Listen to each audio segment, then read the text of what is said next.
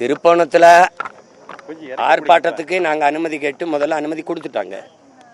நாளைக்கு ஆர்ப்பாட்டம்னு உறுதி செஞ்சிட்ட பிறகு திடீர்னு ஒரு மணி ரொம்ப மிக அதிகாலையில் அதை மறுத்து கொடுக்குறாங்க. அதுக்கு சொன்ன காரணம் கண்டந்தேவியில் தேரோட்டம் இருக்குது, அங்கே இருக்கிற காவலர்களெல்லாம் நாங்கள் அங்கே குவிச்சிருவோம்.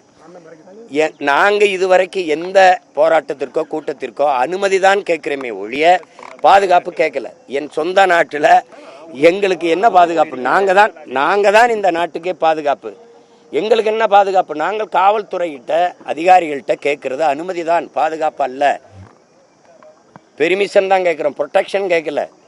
அதனால அங்கே நீங்கள் சந்தை இருக்கு கூடிடுவாங்க, நீங்கள் வந்தால் பெரிய கூட்டம் வரும், உங்களை பாதுகாப்பு கொடுக்க முடியாது. நான் கேட்கல. இப்போ அனுமதி மறுத்தாலும் ஒன்றும் இல்லை, நீங்கள் மறுத்துக்கிட்டு இருங்க, நான் தடையை மீறி நடத்துவேன், நீங்கள் வழக்க போடுங்க, சிறையில் வைங்க, அது பற்றி எனக்கு ஒன்றும் இல்லை. ஆனால்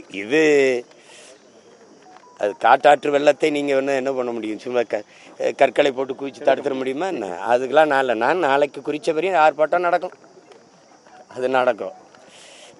அது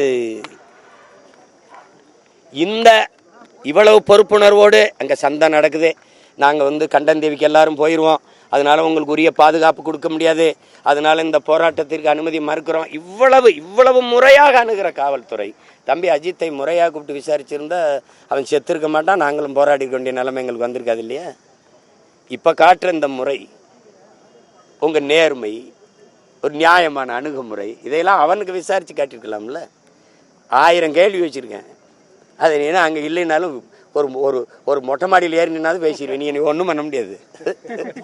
பிளே ஸ்டோர் மற்றும் ஆப் ஸ்டோரில் இருந்து பாலிமர் செயலியை QR கோடு மூலம் பதிவிறக்கம் செய்யுங்கள்.